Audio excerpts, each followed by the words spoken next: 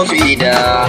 Da fara sai na sa Allah sarkin da shi na kawa sallah, sanan na sa manzon sa har sahabbai nasa, sanan ka sa da ni mai waka, ka sa da na kowa mai buga sauti.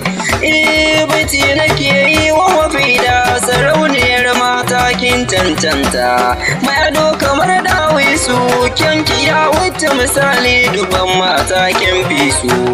Haske kike kamar tauraro, mafida kin fi karfin yaro.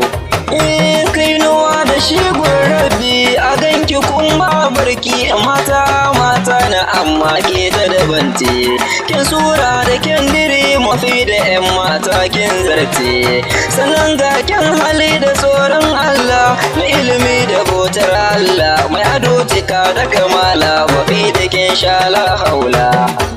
Sannan mafida kin rike sallah, makiya kin musu nisa, dutse a daga ka sai an nisa, mikiya mai hange daga nesa, yaro da gori ba sai lasa.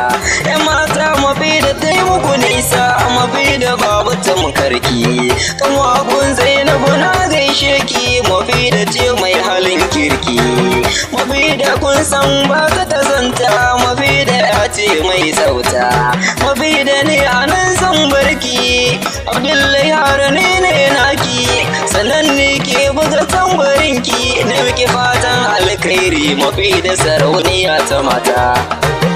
Mai neman ƙarin bayani zai tuntuɓa nomba na kamar haka 0700 64 85 70 ku sauraro lafiya.